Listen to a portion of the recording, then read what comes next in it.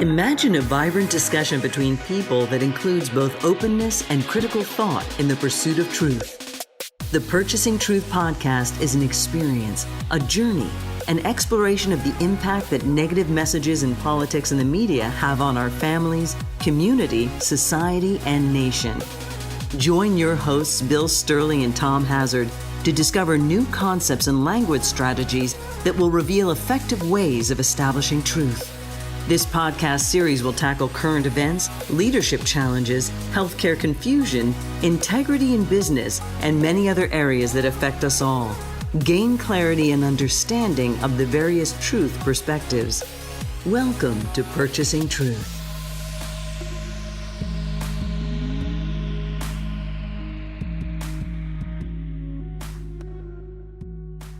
Hi, and welcome back to Purchasing Truth. I'm Tom Hazard, along with your host, Bill Stierle. And Bill, I've really been enjoying this mini journey within Purchasing Truth of tricking the giant, getting up the glass mountain, facing the hag and the three requests. And so we've done, this has been making sense to me, and I hope to our listeners too. And I'm excited to continue that journey.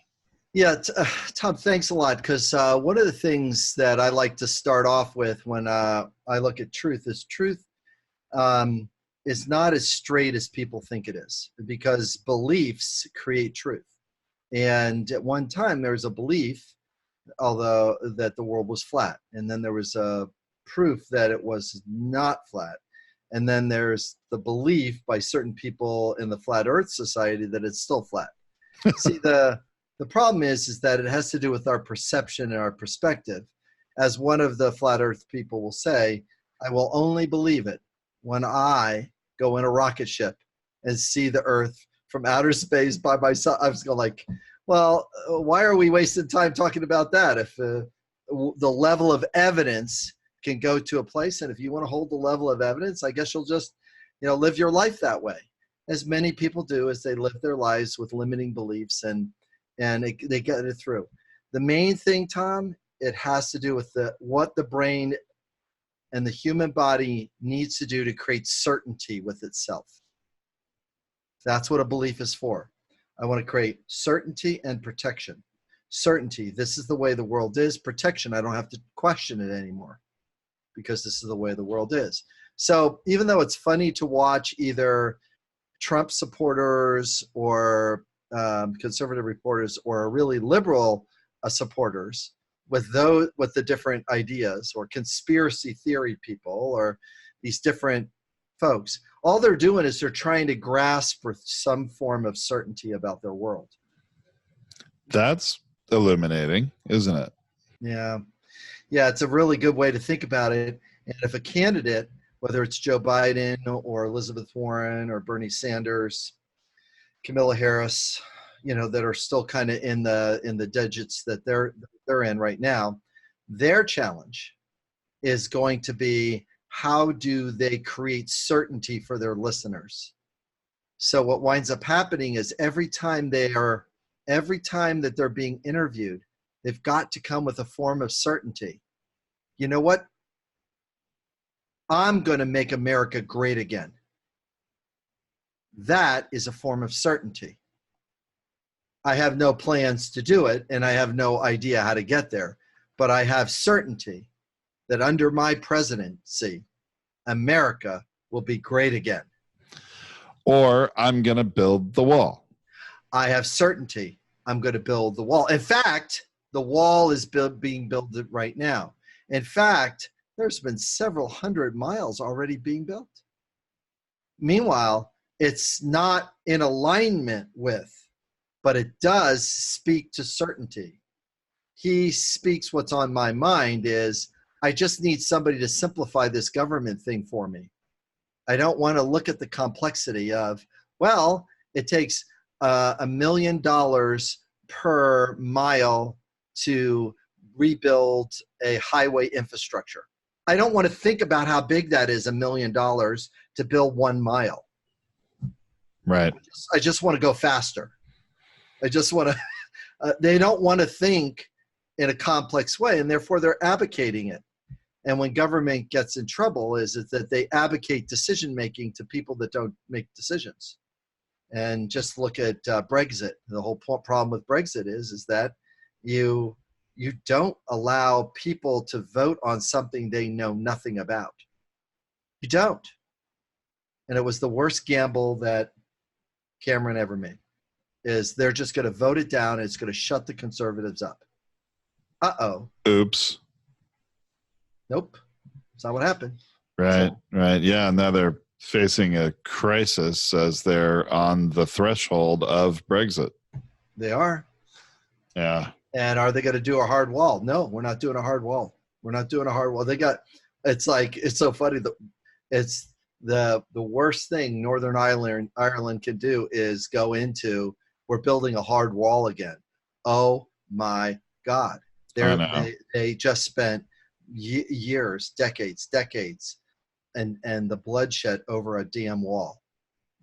And Trump went there and said, yeah, build a wall. It's like, holy crap. That's what the wall does. Is the wall does that. Sure. You don't want that. You actually don't want that kind of separation. So people will choose certainty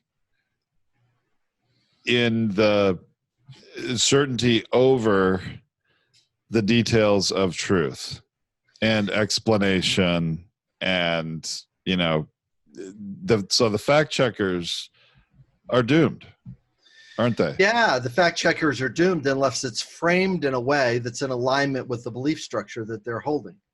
So you have to frame a fact in alignment with the belief structure that's going to work. Designated driver. Isn't that a good concept? Yeah, it was made up out of nothing.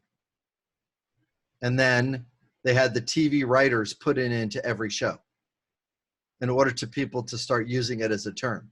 I'm the designated driver. This is what the designated driver does.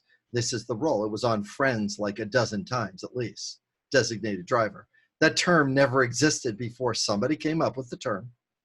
Somebody created belief around it. Somebody created the good reason why. Safety for your friends. Protection to get home. Don't let your friends drive drunk because they're your friends. And have a designated driver if someone's drinking. Give him a cab. Here's how you do it. Walk up to the cab and stick your friend in there. Yes, it's inconvenient for them to come back and get their car tomorrow morning. Who cares? They're drunk in the cab or in the Uber these days, right? Right. So when when the politicians go out there, their primary focus is to stay clean on messages that land and don't get caught into explanation. Don't get caught into how's this thing going to work? Because the person hasn't created their vote yet. So it's not about figuring things out. It's inspiring people towards. I'm just going to have you say that last part back.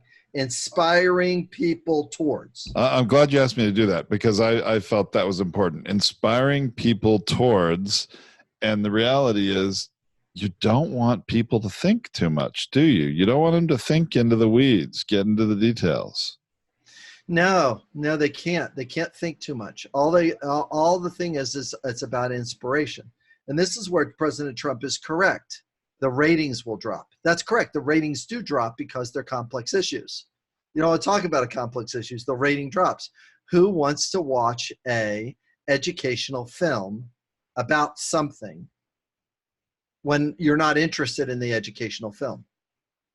I do not want to learn about the funding practices of government in order to do infrastructure rebuild. I don't want to listen to that. I just don't. So I would like people who I elect to like to do that and that are interested in doing that. So that when we say build America, make America great again, the first bridge is built within the first 100 days. They're breaking ground on project after project. If Trump would have came in and just got his damn shovel out, got his shovel out,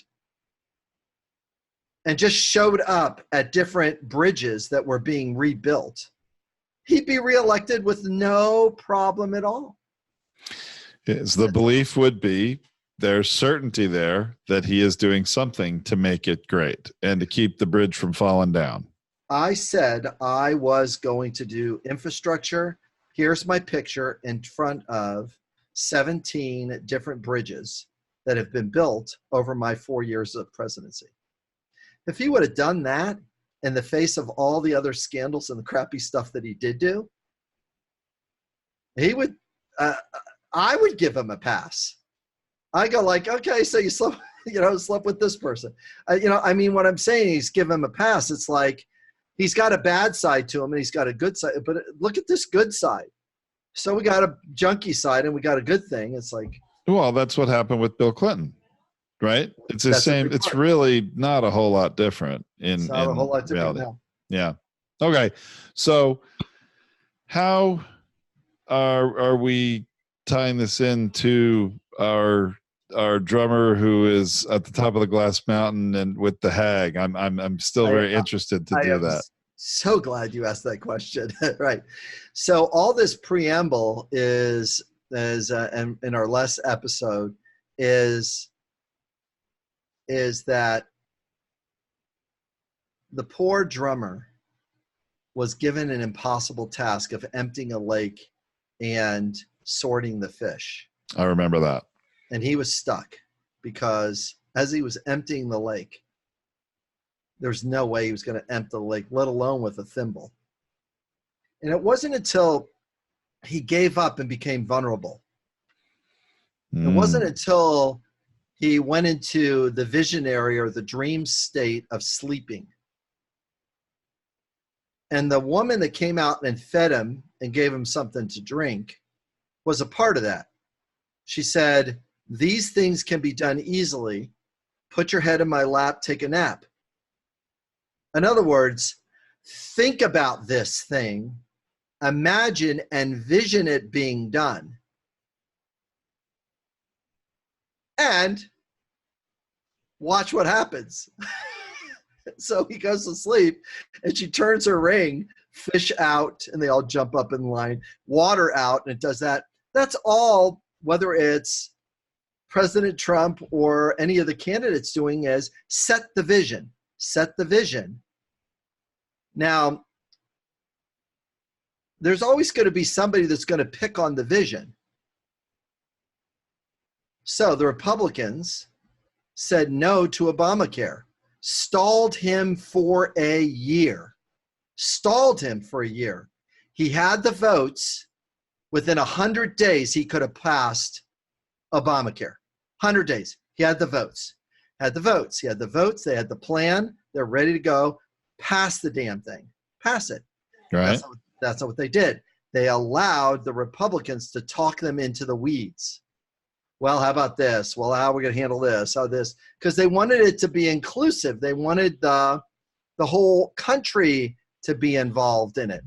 But little did the Democrats know is the pact that the Republicans made is resist everything he does for 4 years.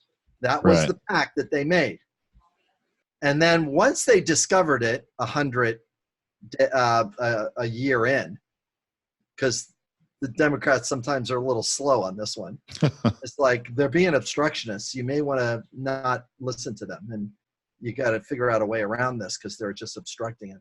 And then start painting them as the party with no ideas, which is really where they are, is the party with no ideas.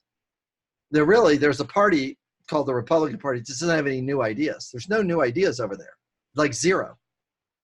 They're still doing trickle down, for God's sake. Yeah. They want things to return to the way things were. I mean, that's pretty much it, right? Yeah, they want to keep the status quo of funding and tax rates and those kinds of things, and they don't want to move things around. And if they do, they want to just move the center line, in which they've done a great job from their perspective with the courts. They've moved the entire court left. Right. To the right, yeah. To the right. And all of a sudden it pushes, the moderate people out on these people are moderate on those things. And they're all of a sudden they're sitting on the fringe. It's like not good. Right. Anyway. Yeah. So the next, so the next thing is the drummer has to wake up the next day in our story. And he's got to face the hag because she's already awake, just like our thoughts are already awake. My thoughts were already awake this morning when I woke up and opened my eyes. They were already there. The hag was waiting for me. Every morning, Tom, the hag is waiting. And those are your belief thoughts that are going like, watch this, do things the same. That's the big hag that you've got in your voice. Why? Because everyone's got that voice. Do things the same. Keep things the way they are. Do things that are easiest. Do things that are familiar. They don't say swing for the front fence.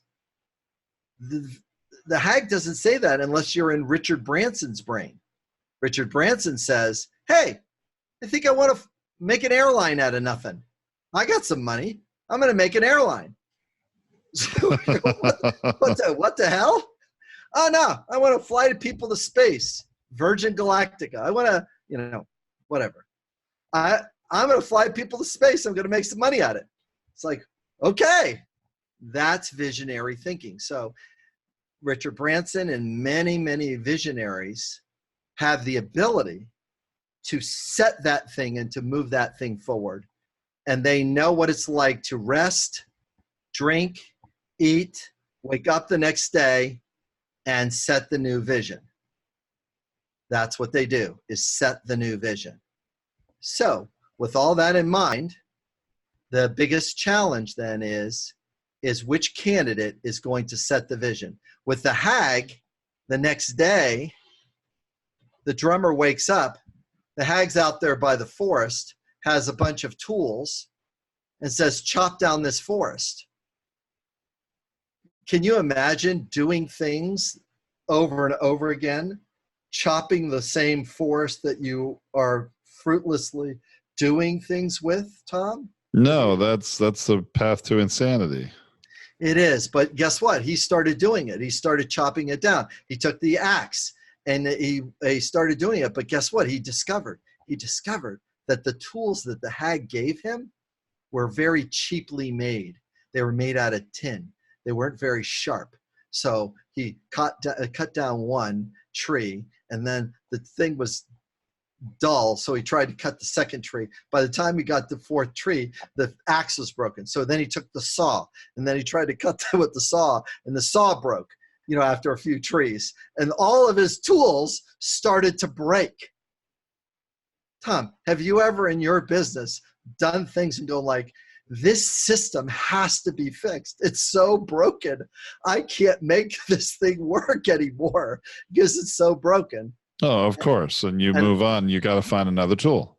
You got to find another tool. You've got to find another process to get there. You got to get a person that's smarter, that knows how to find the tool, to use the tool in an effective way, get a new software system, get a new blah, blah, blah, new microphone, whatever it is. The tool's broken. So at noontime, the drummer realizes, I am not getting anywhere. This is hopeless. Why did I even start this journey? This is not going well for me. And many of the candidates are at that spot, the ones that are starting to resign from the race. They're going like, I am not getting anywhere. The tools and the messaging I have are not sticking with the American public. My words are not getting it done. My vision of me as a leader is not taking hold. And the people that don't come up with a new tool will start to lose points. Kamala Harris lost points when she made her initial strike about, I'm the little girl, this is the person, this is the effect. And he's sitting there, Biden was sitting there bewildered. How did you associate your childhood to my comments about working together? It's like discongruent. in his mind, he's going like, how did that happen? And the answer is, you've got to set the vision, or she's going to set the vision for you. Well, that's what she did, right? She set that vision in that debate, or painted the mental picture for everyone of the consequences of something he did back then. Now, I think we talked in a past episode of how he could have handled that and recaptured the vision, but he didn't do it. He didn't do it. Same as Al Gore. Al Gore made the same mistake in the debates against Bush. Same mistake. He did not set the vision different, separate, and better then. But guess what Trump did? He set the vision as better, but he promised something that he didn't think he could deliver, that it was just a marketing ploy for him to get greater name recognition, and never thinking that he oversold it. The American public overbought it, and now he has to deliver the product. Well, now he's in the same trouble he was in before. He sold the steaks. He sold all the stuff that he tried to sell, and he oversold, and never came around to get it to be effective or profitable or better off then. Yeah, he sold the sizzle and did not ever provide the actual steak. So right? here's what the drummer does. The drummer puts his head in his hand and says, why did I do this? Why am I really here? Where is the princess that I'm supposed to save? This hag is kicking my butt right now. I don't know how to get out of this because my integrity is so high that I'm not going to leave this mountain. But I am going to have a moment of contemplation of, why did I come here again? Oh, yeah. It was to save myself. It was to save the feminine. It was to go on a worthy quest. So as he's sitting there and contemplating this, another woman comes out of the hut. A different one this time? A different one. Wow. So she comes out of the hut and she says, hey, what are you needing and what are you requesting? He goes, I'm tired. I'm hungry. I need some rest. I need some food. And she goes, okay, here's this basket of food. Here is this wine to drink. Here is something to restore your sustenance. Here's something to take a nap. Put your head in my lap. What would you do? Sounds pretty good. Sounds pretty good. Yeah. All of the candidates are not managing that timing very well. They've got to rest and then engage. Eat, restore, and then engage. They're not managing the marketing, the media cycle. They're not managing the impact of messaging over time. Messaging over time is something that Trump masters. Even bad messaging is good messaging in his world. So I mentioned Alabama. Well, I'm going to deny that I mentioned that Alabama was a part of this. The the Weather Service says no. Alabama was never mentioned. There's no threat to Alabama. It's like, we didn't mention that. He's going like, sizzle opportunity. Yeah, well, some of the initial, you wouldn't know about these meetings. They were secret meetings. None of you were there. Here's the initial chart, and even the proof is no help. I mean, it's caught an obvious lie about a Category 5 hurricane, but it's not what's happening. What's happening is that he is managing the hag very well. That's what he's doing. So when it takes out, once the person wakes up, once the drummer wakes up from the nap, the woman takes her wing and says, forest down. And she turns the ring, and the whole forest falls down. Then she turns the ring again. Forest stack. And all of a sudden it was all these different piles of forest and stacks of wood all over, spread out all over the where the forest was. And she's got, and he's looking at her, he's going like, oh my gosh, is there any way I could thank you? Is there anything I need to know? And she says, yeah, there is something you need to know. See that branch over there? That one branch is not on that pile over there. The hag, when she comes out later, is going to point it out that you missed that detail. Take that branch and throw it at her. Hit her in the head with it. She won't mind.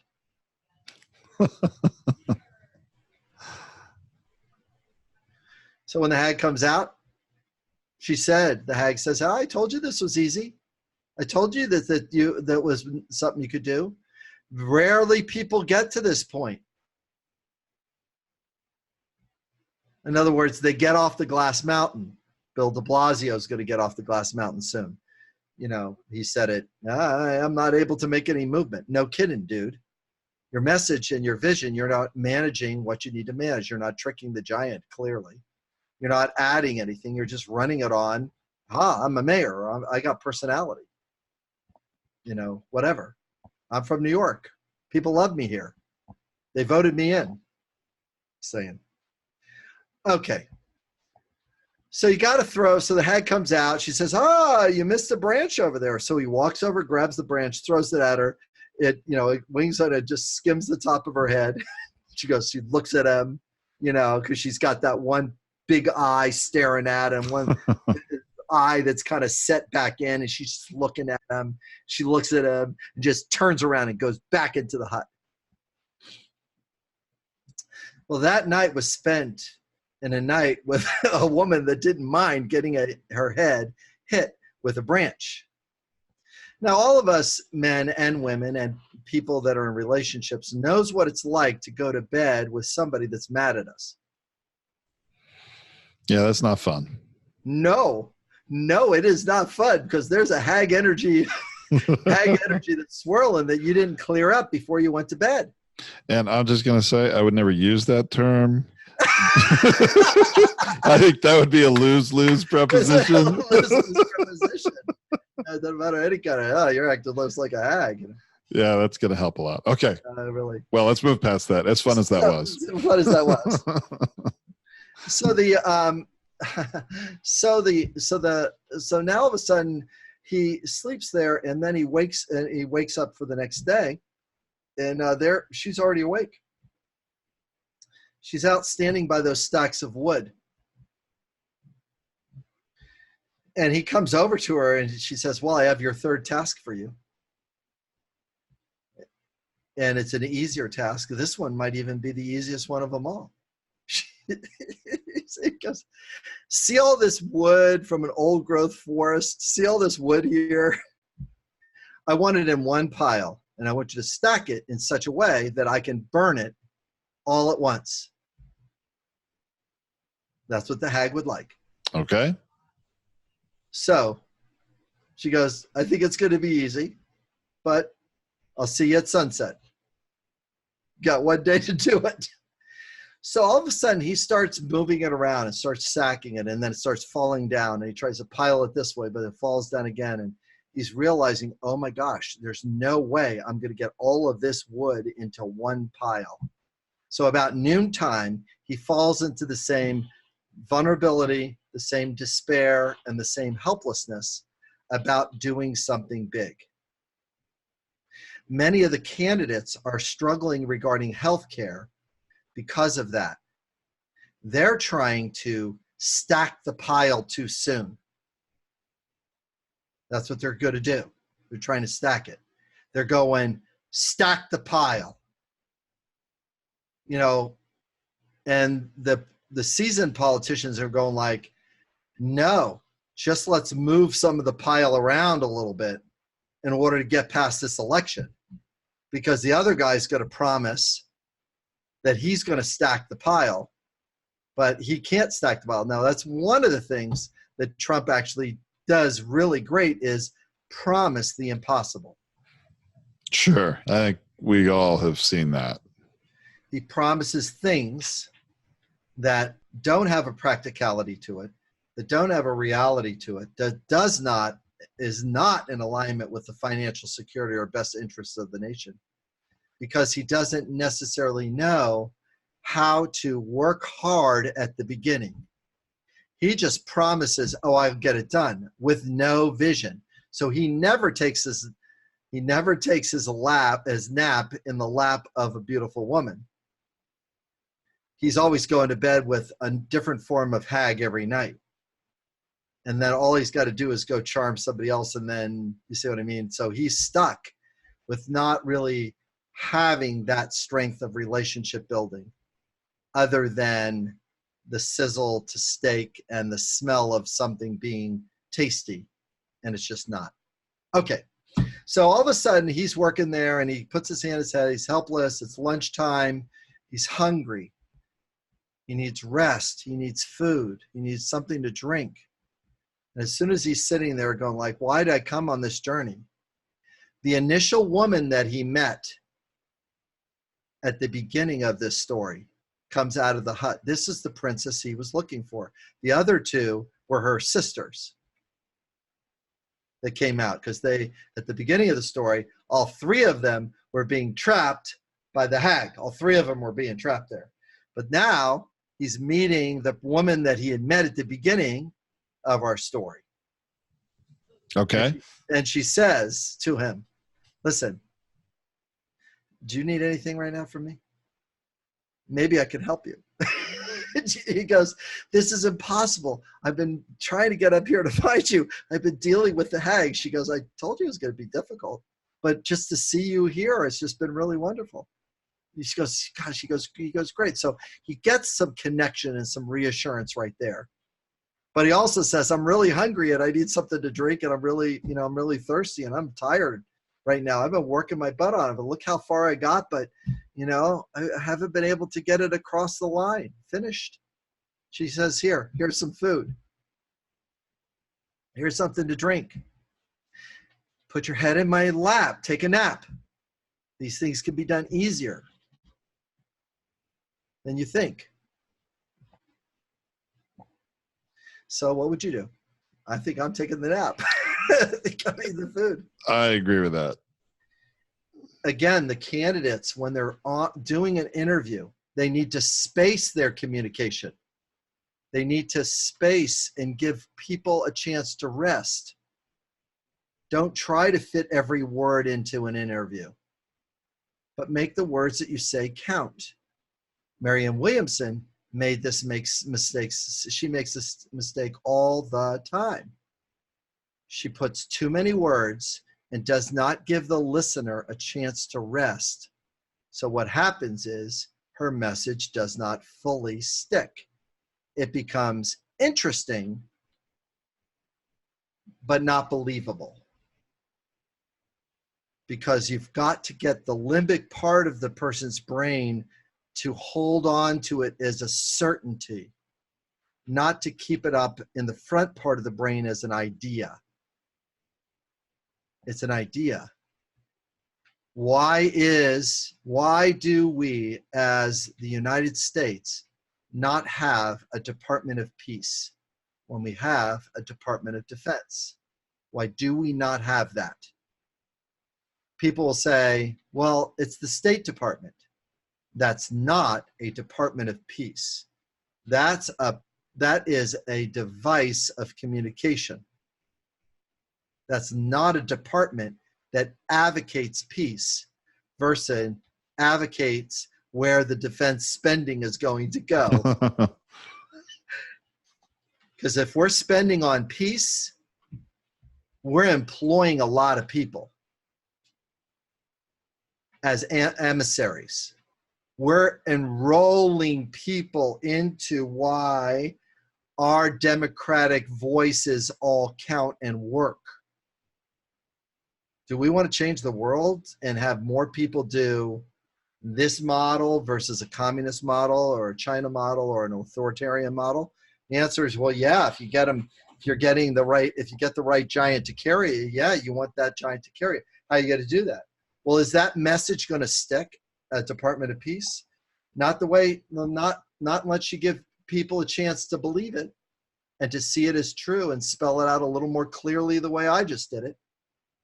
You know, Yep. it's a good and essential idea that if we want democracy to really grow and we want to create better trade partners to get better trade deals, to create greater foreign purchasing power, wouldn't it be great if we were able to manage, that kind of worldwide communication? It would make a different nation, and a lot of people would be employed in better jobs. Sure.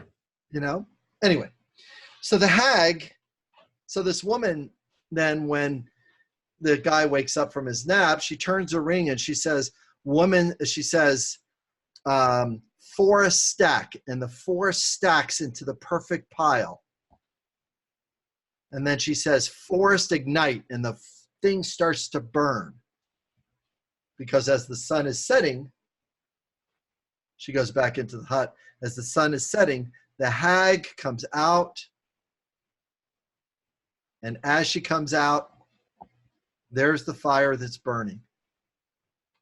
Now, one detail I just missed is the woman said to her, oh, by the way, see that one little twig over there? It's out of place, and the hag is going to point it out.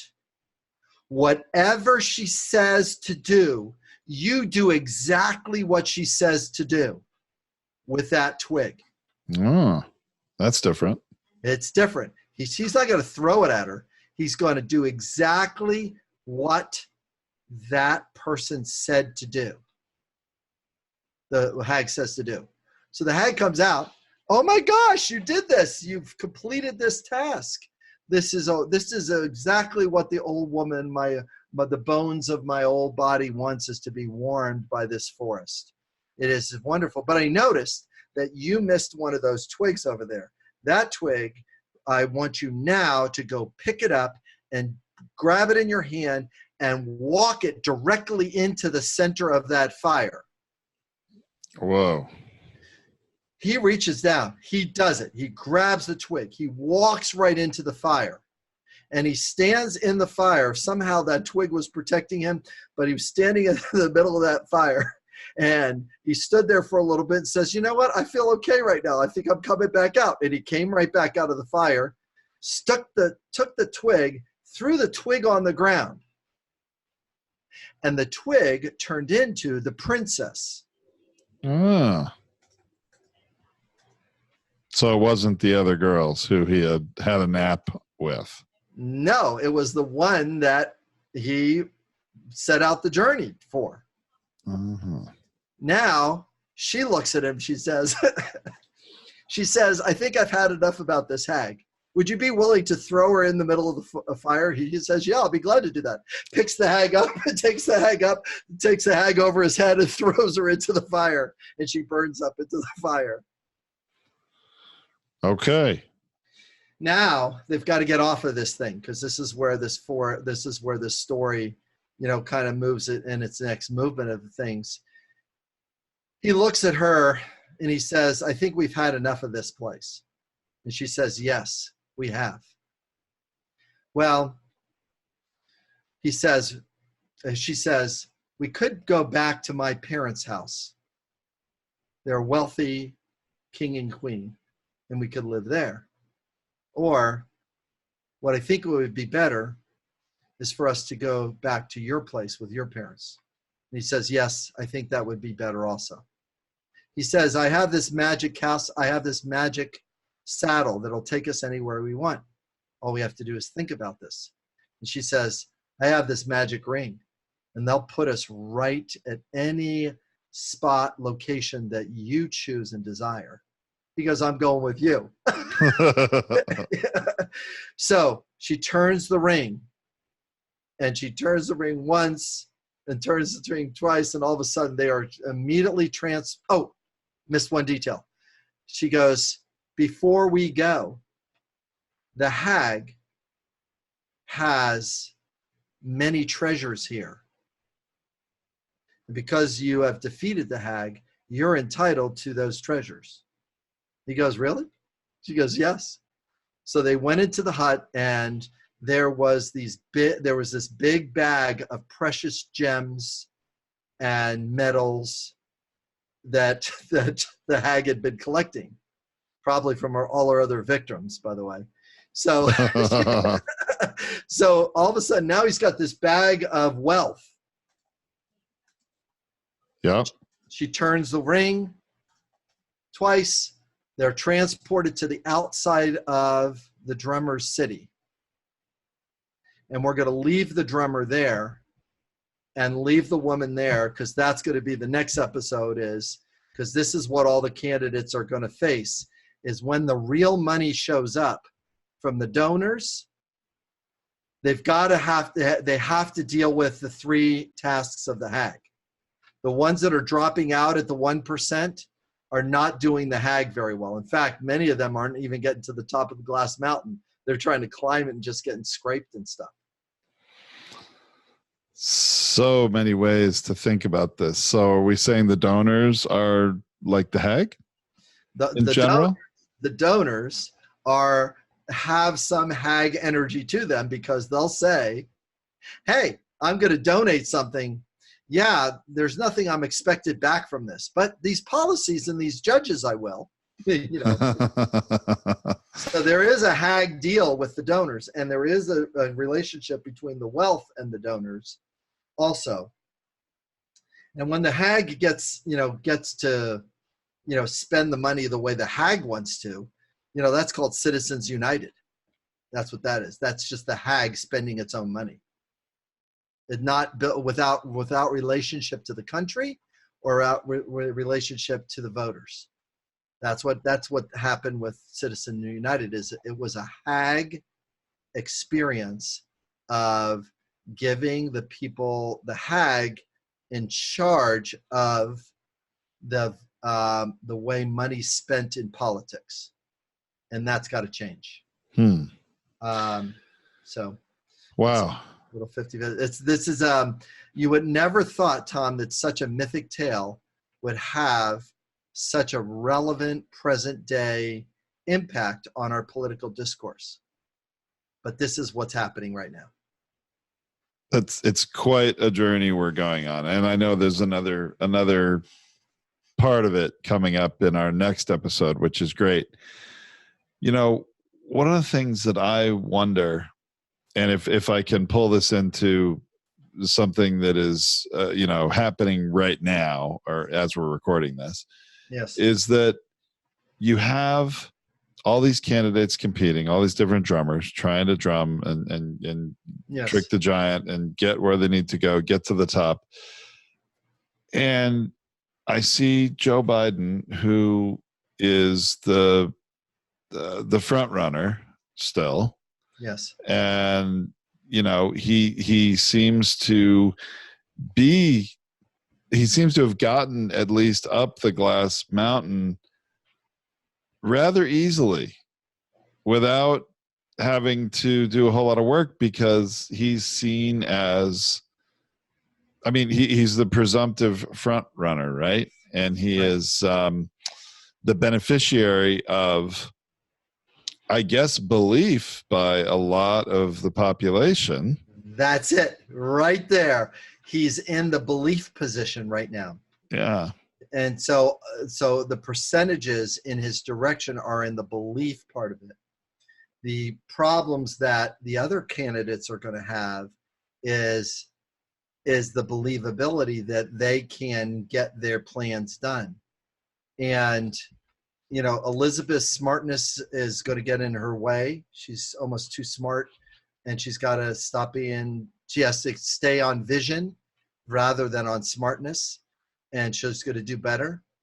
And same with Bernie Sanders. Bernie Sanders has been consistent on vision, and he's been consistent from an independent place, which is really a good thing for him. Because if he was a Democrat and saying these kinds of things rather than being an independent and saying these things,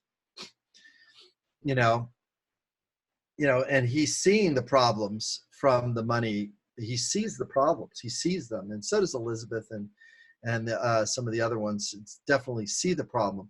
But they all struggle with tricking the giant to carry them.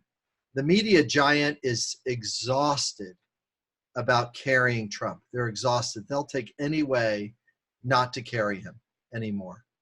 But right now they're a little handcuffed to carrying him because it's the president. So they have to carry and point out that, he used I'm just going to go with my point of view, that he used a Sharpie on a weather map.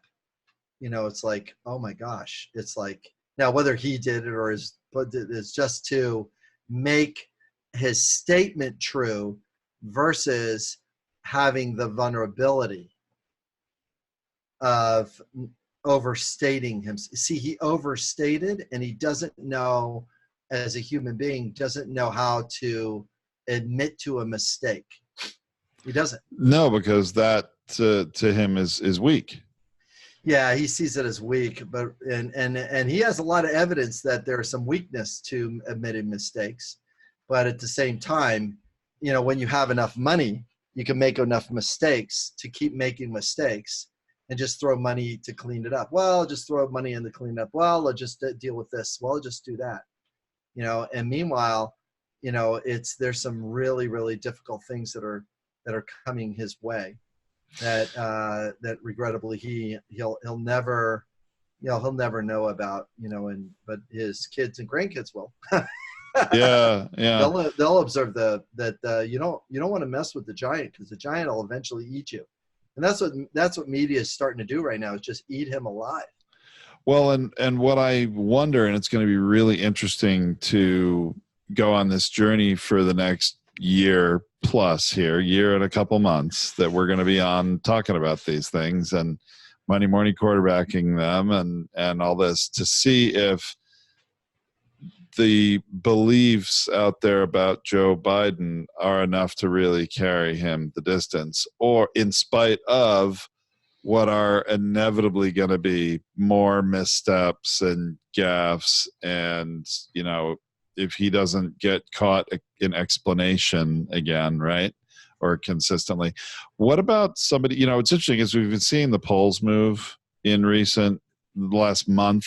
Like you said, Kamala Harris went up surging after that debate and reached I forget what the threshold was. She was up in number 2 in some polls. I don't know if she cracked double digits, but she was pretty high there. And then she came right back to where she was in the last month.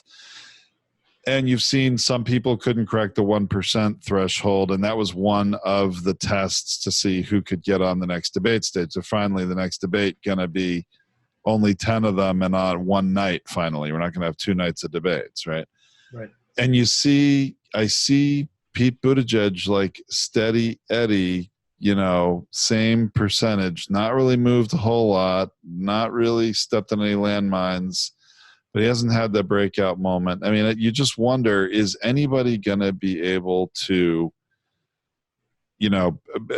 bring new blood to the point of where the voters overall believe they are going to lead this country, they're what is needed? Or is it just going to be this knee-jerk reaction to Trump and everybody looking for certainty and safety in Joe Biden? That's what it kind of feels like right now. It is. It's leaning towards the certainty and safety with Joe Biden, and the trust that Joe Biden could be on the stage, and it'll just be evident about how little Trump knows in face of what Joe Biden does. And the problem is that Joe is going to struggle with being concise. He's a very interpersonal communicator, and you can call him Sleepy Joe, you can call him any name you want. The problem is that he has got to be known as Leader Joe. He's got to be known as Inspirational Joe. He's got to be known as Integrity Joe.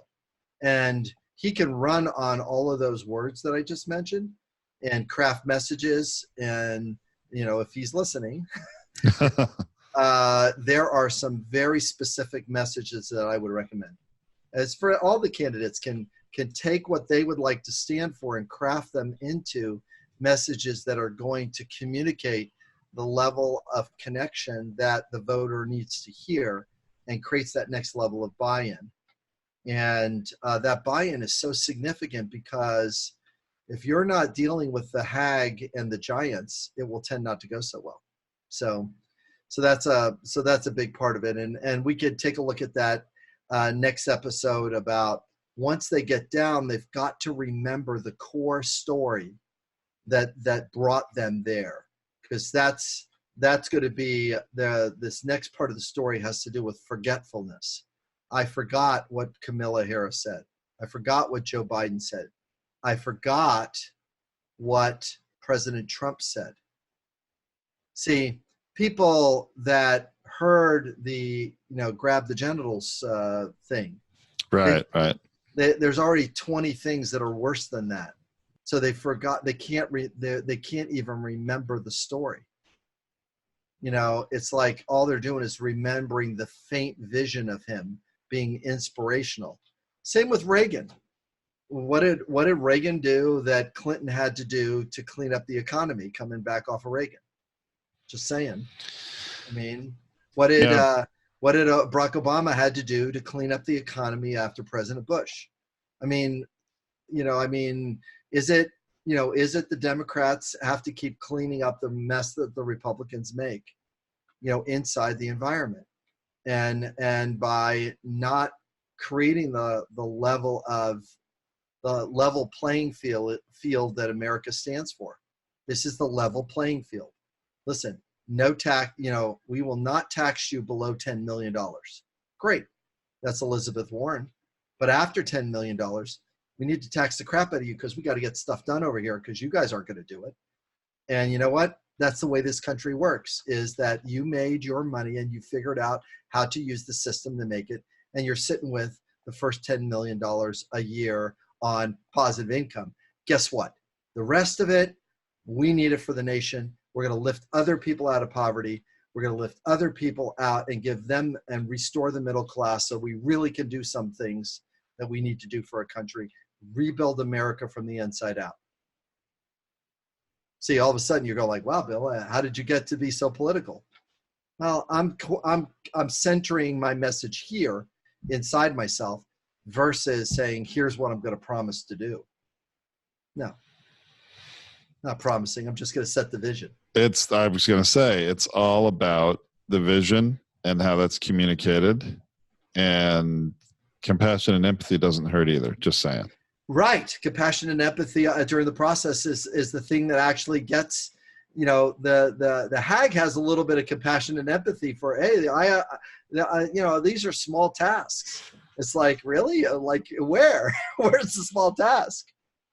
So let's get around to that next time. I think our listeners will really enjoy how people's brain falls asleep, especially through the eyes of our hero in this mythic story. It'll make a big difference. Awesome. I look forward to it, Bill. Thanks so much. Right. Thanks, Tom. Talk to you soon.